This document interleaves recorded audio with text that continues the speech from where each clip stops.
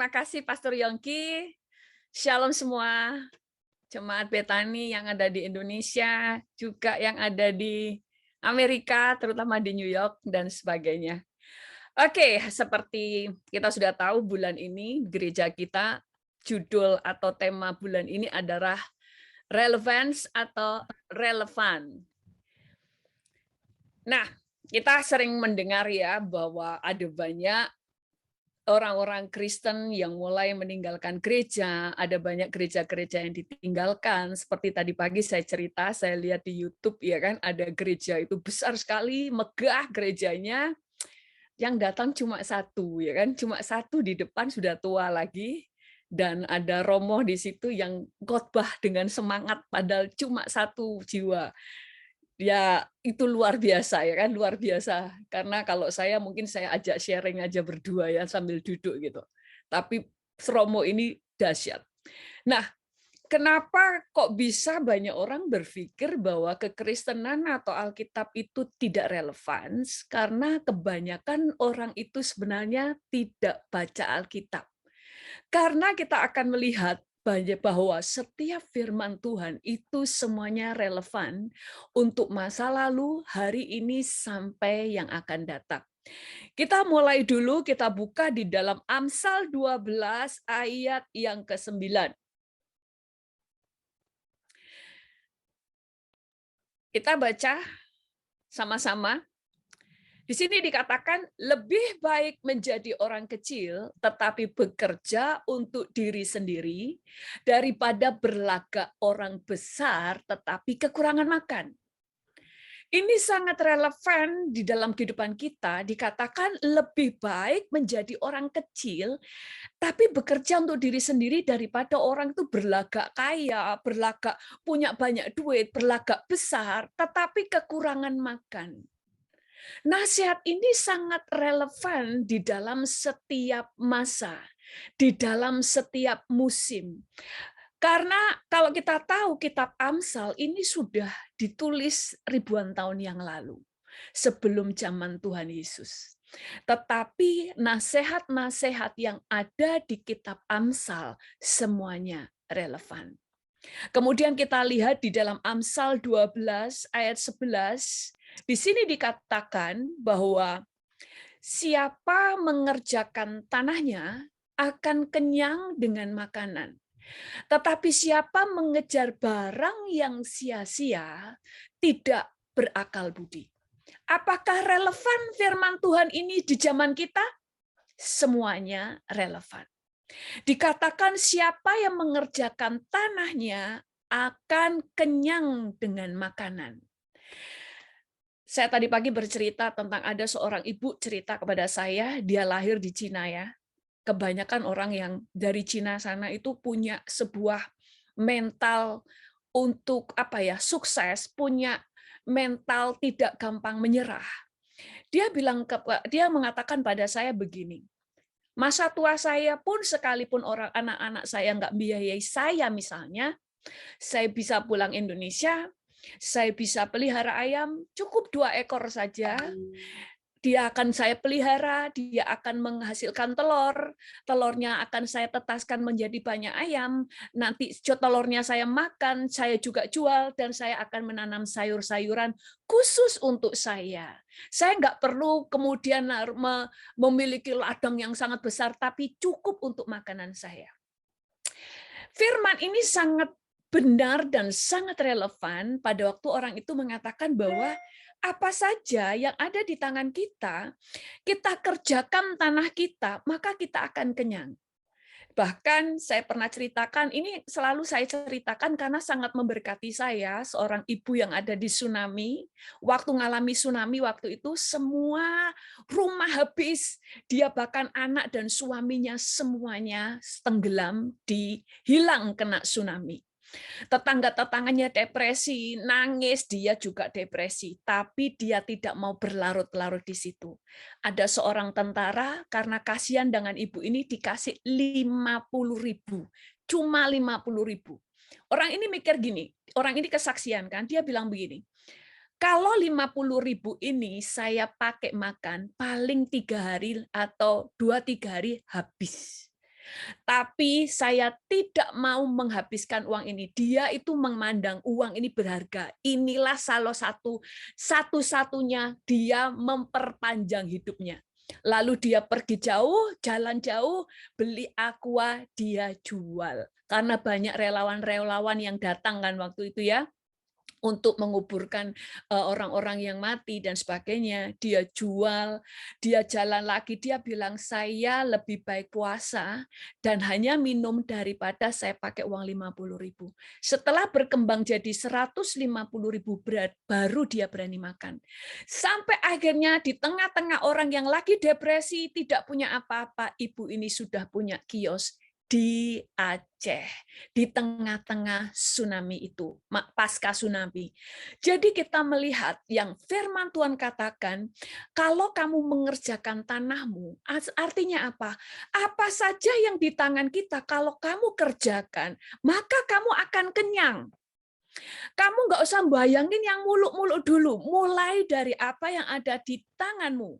Bahkan firman-Nya berkata gini, tetapi siapa yang mengejar barang sia-sia akan adalah orang yang tidak berakal budi. Coba lihat, ada banyak orang terlilit hutang hanya karena pengen keren. Firman ini sangat relevan, makanya setiap orang yang suka membaca Amsal, dia akan menjadi orang yang bijaksana. Ada seorang pembicara motivator di Indonesia waktu itu sangat terkenal, tapi karena dia kena kasus kemudian ya tetap terkenal, tetapi dia walaupun bukan orang Kristen, banyak quote-quote-nya itu ngambil dari kitab Amsal. Jadi kita mulai melihat apa yang ditulis di Alkitab tidak ada yang kadaluarsa, semuanya relevan.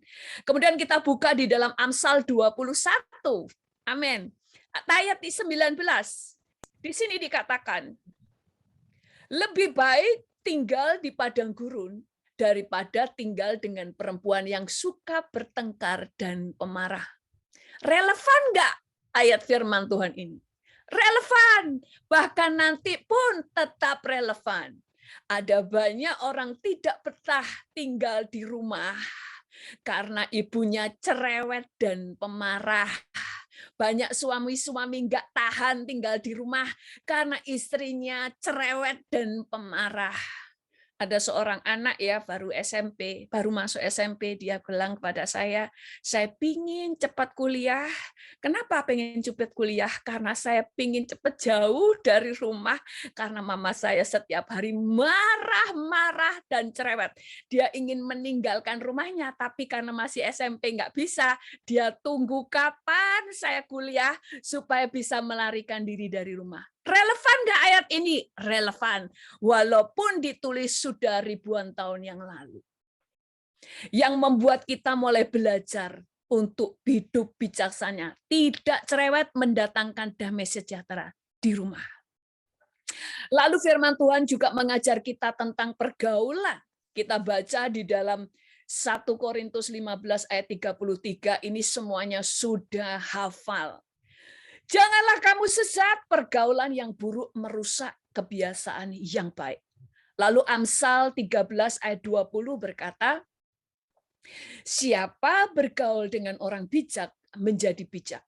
Tetapi siapa berteman dengan orang bebal menjadi malang. Relevan nggak firman ini? Sangat relevan. Karena di sini kita mulai melihat bagaimana pergaulan yang buruk memang merusak. Ada orang-orang yang bertanya kepada saya begini, gimana pastor kalau ada seorang hamba Tuhan, pemimpin rohani kita berdosa, dia berzina atau melakukan dosa-dosa yang lain, transfer dong nanti sama kita. Saudara harus tahu transfer roh, sebentar ya ini bunyi-bunyi terus. Ini saya matiin dulu. Transfer roh itu nggak seperti Bluetooth. Misalnya ada seorang pemimpin gereja, dia berbuat dosa di tempat tersembunyi. Saudara tidur, tiba-tiba punya keinginan dosa yang sama. Kalau seperti itu, jangan bergereja. Karena bahaya dong, karena saudara tidak pernah tahu pemimpin gereja saudara. Tetapi yang Tuhan katakan bahwa kalau pergaulan yang buruk itulah yang merusak. Apa sih yang membuat transfer kepada kita? Misalnya kita punya seorang pemimpin, gaya hidupnya, apa yang dia ajaran yang dia sampaikan, itulah yang ditransferkan. Sama kalau kita bergaul dengan seseorang, orang-orang itu bagaimana gaya hidupnya, kita selalu lihat, kita selalu mendengar apa yang mereka katakan, nilai-nilai yang mereka ucapkan mempengaruhi hidup kita.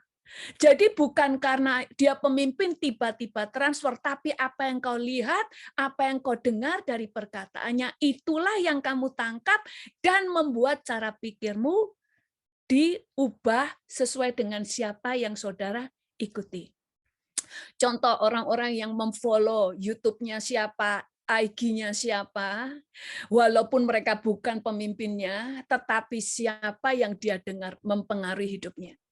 Ada seorang yang suka ada seseorang ya di YouTube, saya tidak tahu di hamba Tuhan atau bukan, tetapi di YouTube dia suka maki-maki pendeta-pendeta yang lain. Dan followernya juga suka maki-maki.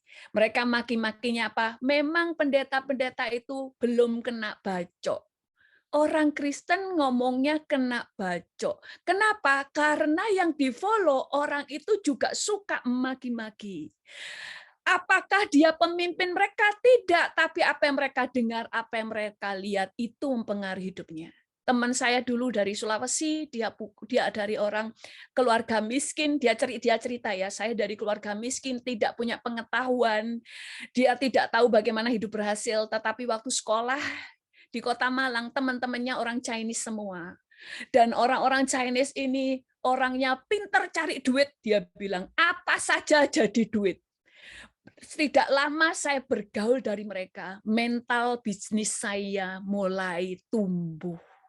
Mereka tidak ngajarin, tetapi bagaimana mereka cara hidup semuanya ditransferkan dalam hidup mereka. Jadi transfer tuh nggak kayak Bluetooth, tidur tiba-tiba pemimpin kita berbuat apa di tempat tersembunyi transfer, atau teman kita tidur bareng tiba-tiba transfer rohnya, enggak. Tetapi apa yang kita lihat, apa yang kita dengar, itu yang ditransferkan dalam kita. Apakah ini relevan? Relevan, selalu berguna untuk semuanya. Tetap firman ini relevan dalam hidup kita. Lalu kemudian tentang kelimpahan. Kita baca di dalam Amsal 12, 21 ayat 20. Di sini katakan, harta yang indah dan minyak ada di kediaman orang bijak, tetapi orang bebal memboroskannya. Zaman dulu minyak ini sama-sama mahalnya seperti emas. Zaman itu minyak itu sangat mahal, sangat berharga seperti emas. Dikatakan harta yang indah dan minyak tinggal di rumah orang bijak, bukan tinggal di rumah orang kaya. Tapi di rumah orang bijak, karena orang bijak dia tahu kelola uang dan dia tahu cara melipat gandakannya. Orang kaya, lahir kaya, belum tentu bijak. Makanya banyak orang kaya, survei membuktikan generasi yang ketiga, misalnya saya pengusaha kaya, anak saya yang lahir sama-sama berjuang dengan saya, dia bisa meneruskan perusahaan. Tapi yang ketiga, yang cucu, yang lahir langsung kaya, biasanya menghabiskan harta. Makanya dikatakan harta itu yang indah-indah dan minyak bukan tinggal di rumah orang kaya, tapi orang bijak. Apakah ini relevan? Relevan. Karena orang bijak tahu mengelola keuangan dan tahu bagaimana bisa dipercaya. Bahkan firman Tuhan tadi mengatakan bahwa tetapi orang bebal memboroskannya. Orang bebal itu lebih bodoh dari orang bodoh. Orang bodoh, dia tahu masih bodoh, kurang pengetahuan, makanya dia mau diajar. Tapi orang bebal, dia merasa pinter dan tidak suka diajar. Makanya orang bebal tidak bisa diajar. Lebih baik orang bodoh daripada orang bebal. Lalu firman Tuhan di dalam Amsal 10 ayat 4. Di sini dikatakan, tangan yang lamban membuat miskin, tetapi tangan orang rajin menjadikan kaya. Benarkah firman ini? Relevankah firman ini? Relevan. Makanya sekali lagi orang yang suka membaca Amsal, dia menjadi orang yang bijak. Karena cara hidup semua diajarkan di kitab Amsal. Dan perkara-perkara lain di firman Tuhan yang lain. Dan kemudian dikatakan di dalam Amsal 19 ayat 2. Di sini dikatakan, tanpa pengetahuan, kerajinan pun tidak baik. Orang yang tergesa-gesa akan salah langkah. Saya kasih banyak ayat untuk membuktikan betapa relevannya firman Tuhan. Tadi dikatakan tangan yang lamban menjadikan miskin, tangan yang rajin menjadikan kaya. Yes. Tetapi firman Tuhan juga mengatakan bahwa tanpa pengetahuan, kerajinan pun tidak baik. Jadi Tuhan mau kita belajar untuk rajin, tapi di atas rajin adalah punya pengetahuan. Tadi saya katakan, Kesha itu pinter, cemerlang. Makanya gajinya sangat tinggi. Kita ini pakai tenaga, kerja keras, jamnya mungkin sama dengan Kesha. Jamnya bareng, tapi gaji dia lebih tinggi. Karena pengetahuan, pikiran kita harganya lebih mahal daripada tenaga. Maka Tuhan katakan, rajin mendatangkan kaya, tapi di atas rajin punya pengetahuan. Jadi semuanya itu relevan pada waktu kita belajar ini, kita tahu bagaimana cara hidup. Menjadi orang yang bijaksana. Bahkan kita baca di dalam Wahyu 13 ayat 15. Dan kepadanya diberikan kuasa untuk memberikan nyawa kepada patung binatang itu, sehingga patung binatang itu berbicara. Waktu itu yang menulis ini adalah Yohanes. Di zaman itu belum ada robot, di zaman itu belum ada internet. Satu itu teknologi belum ada. Tetapi yang dia lihat ada patung yang bisa bicara, berarti patungnya ini hidup dikasih nyawa.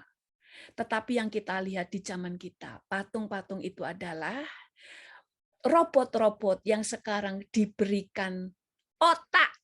Dalam artian mereka bisa berpikir, mereka bisa memutuskan sesuatu. Bahkan kita lihat Sofia, robot Sofia, dia bisa berpikir, bahkan bisa mengalahkan manusia. Dan sekarang ada banyak anjing-anjing robot yang bukan hanya dikendalikan oleh kita, oleh manusia, tapi sudah diberikan kemampuan untuk berpikir sendiri.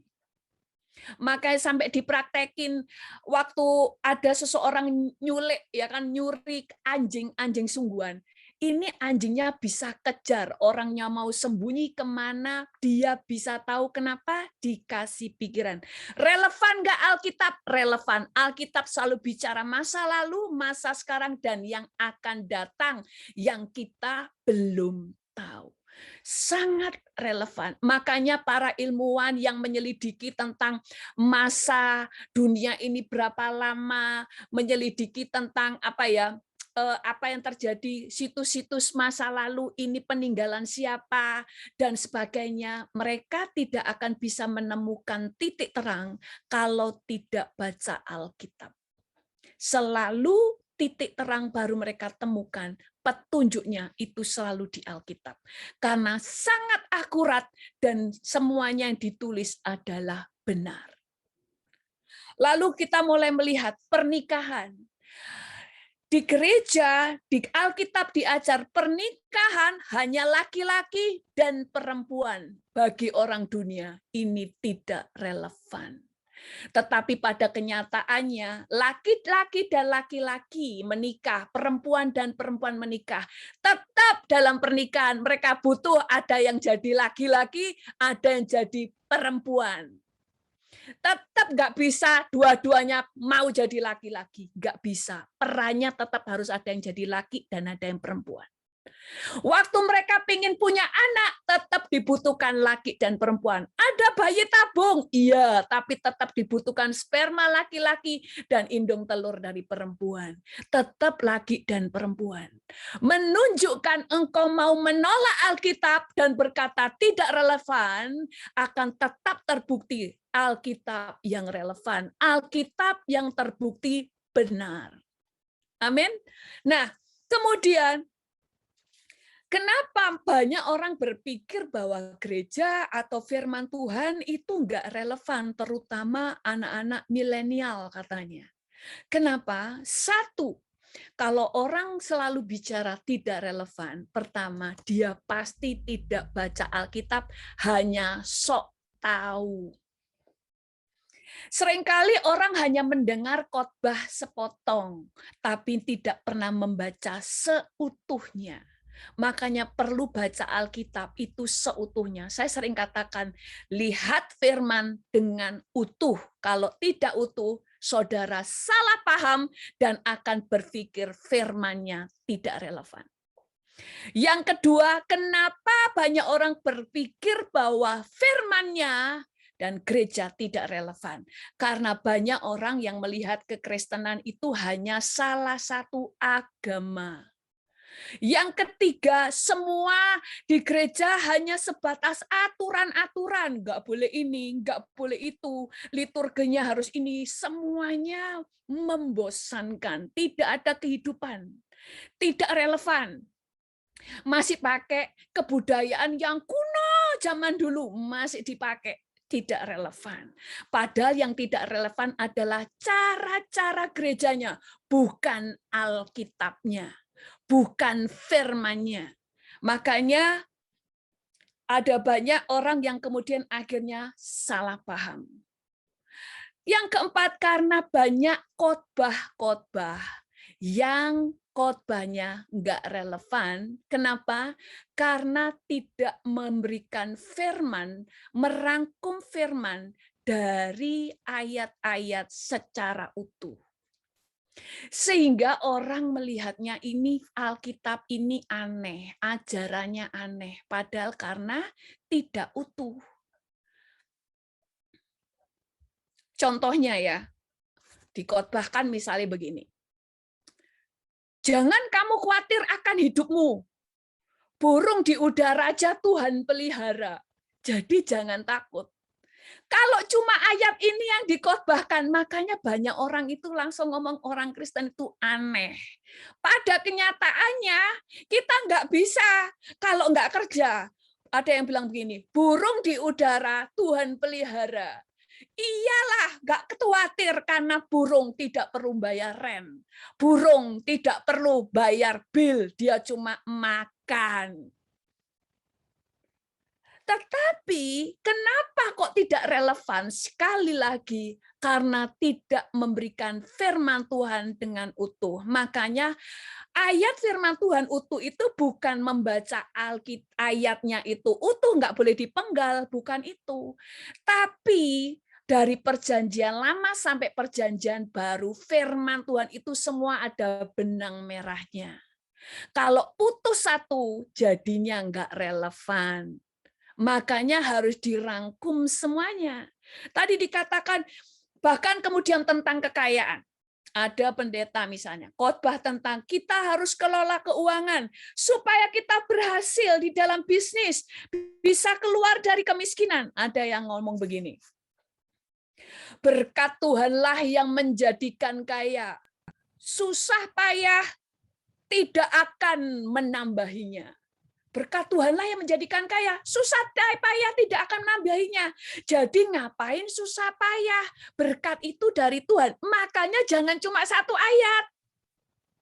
Karena ayat lain yang tadi kita pelajari, tangan yang lamban menjadikan miskin, tangan yang rajin menjadikan kaya.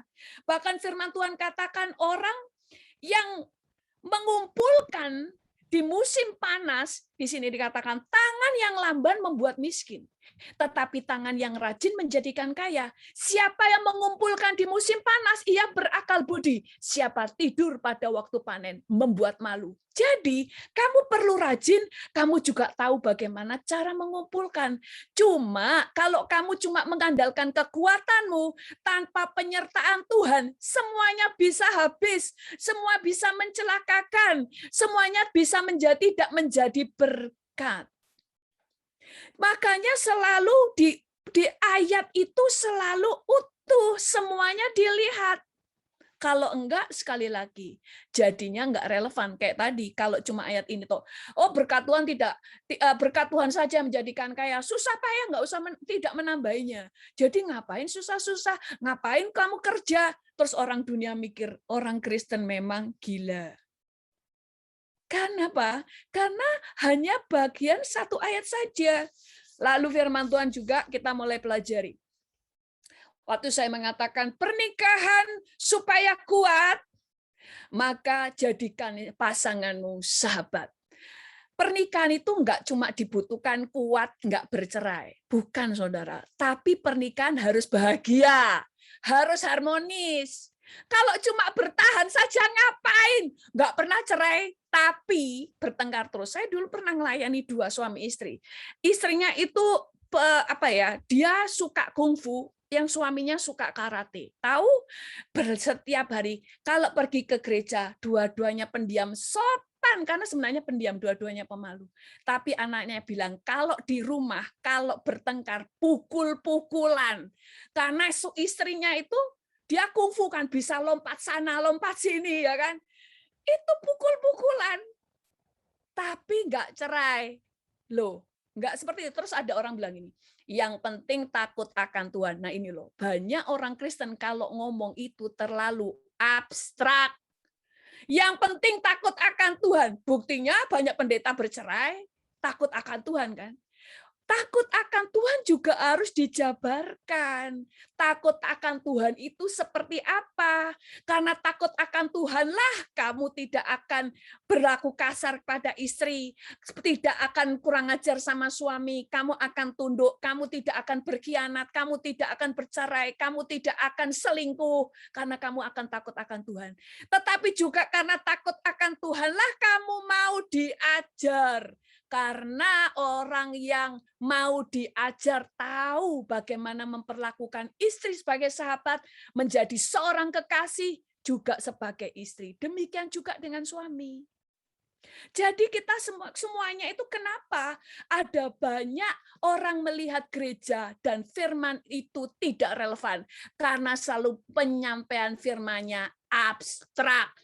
Kita harus punya iman. Gak dijelasin iman itu seperti apa. Sampai orang itu, iya ya kita hidup dengan iman. Tapi setelah pulang ke rumah, prakteknya nggak tahu. Karena abstrak inilah akhirnya seakan-akan nggak relevan. Padahal semuanya dapat dilakukan dan sangat relevan. Ada seorang, yaitu tadi pagi saya ceritakan, ada seorang ibu dulu ya di Indonesia. Seminggu sekali datang ke rumah saya. Dia ngomong sama saya tidak kerja karena saya hidup dengan iman. Saya kemarin pergi ke pendeta A kasih saya beras 1 karung. Saya pergi ke pendeta B, si pendeta B ngasih saya uang untuk sekolah anaknya. Kemudian ke pendeta yang satunya dan sebagainya, karena mereka semua tahu saya nggak kerja karena saya hidup dengan iman. Terus saya pura-pura nggak ngerti aja. Karena dia berpikir karena dia hidup dengan iman, saya harusnya ngerti dong ngasih sesuatu. Ya saya cuma bilang, terus maksudnya ibu hidup dengan iman itu kayak apa? Karena saya juga hidup dengan iman. Lah sama-sama iman-imanan gimana sama-sama minta. Saya katakan karena saya punya iman lah. Saya tahu saya bekerja pasti berhasil, makanya saya kerja. Jadi iman itu juga harus dijabarkan. Makanya orang Kristen udah baca Alkitab enggak, baca kemudian dengar khotbah yang setengah-setengah, terus suka dengerin khotbah-khotbah yang abstrak. Ya kayak tadi, keluarga yang bahagia, harus takut akan Tuhan. Untuk mendidik anak, takut akan Tuhan. Iya, tapi jabarin takut akan Tuhan itu seperti apa. Sama kemudian ada orang-orang yang terlalu segala sesuatu terlalu abstrak ya kan, terlalu abstrak. Kayak contoh, segala sesuatu didoakan, segala sesuatu kayak kapan hari. Misalnya ada orang ya kayak dia kecenderungannya suka marah. Orang langsung katakan tengking roh-rohnya. Ada yang memang itu roh jahat. Tapi kalau orang itu nggak tobat-tobat, maka itu jadi watak, jadi mental. Kalau sudah jadi mental, nggak bisa ditengking.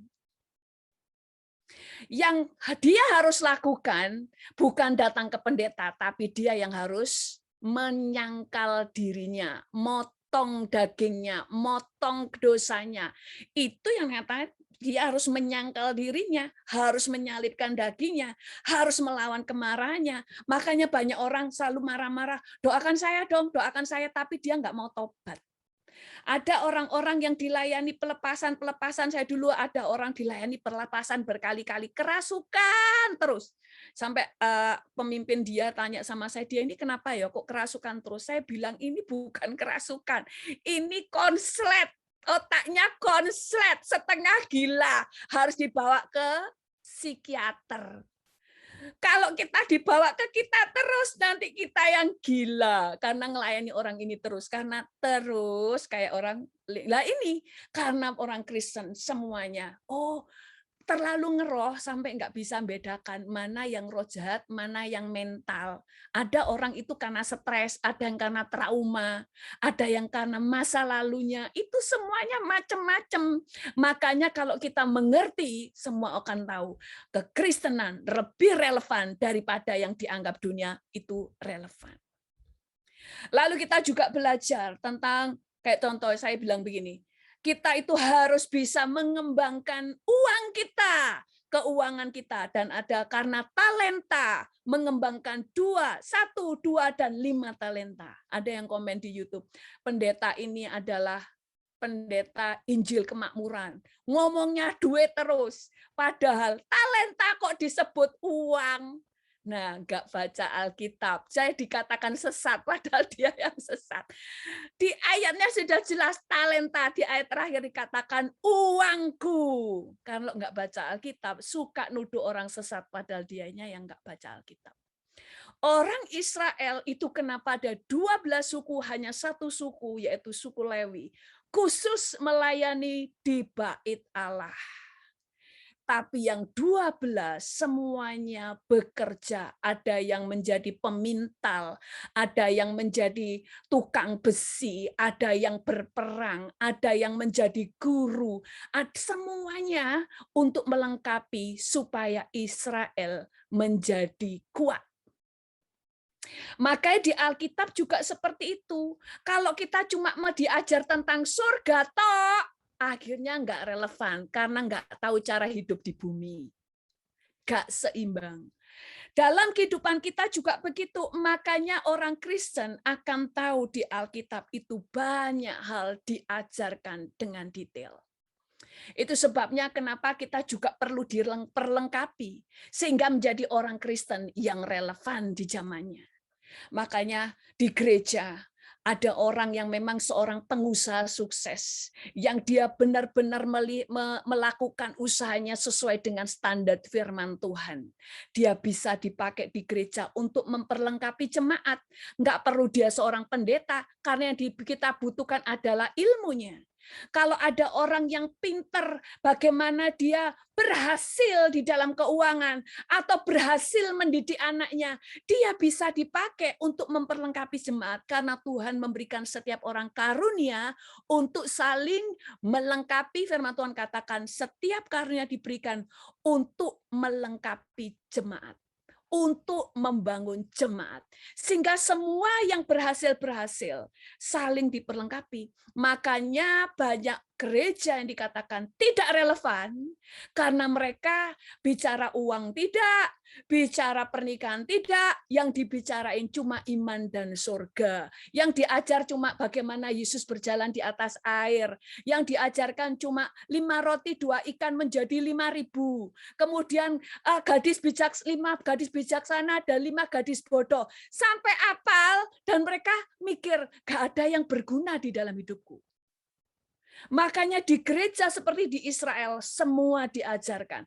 Makanya keuangan diajar di gereja, pernikahan diajar di gereja, pergaulan diajar di gereja, bagaimana bisnis diajarkan di gereja, semuanya diajar. Sehingga orang Kristen dan orang dunia melihat bahwa kita lebih relevan daripada dunia. Karena semua ada dasar firman-Nya. Hamba Tuhan sebagai gembala hanya dia yang menentukan siapa yang layak berdiri di mimbar.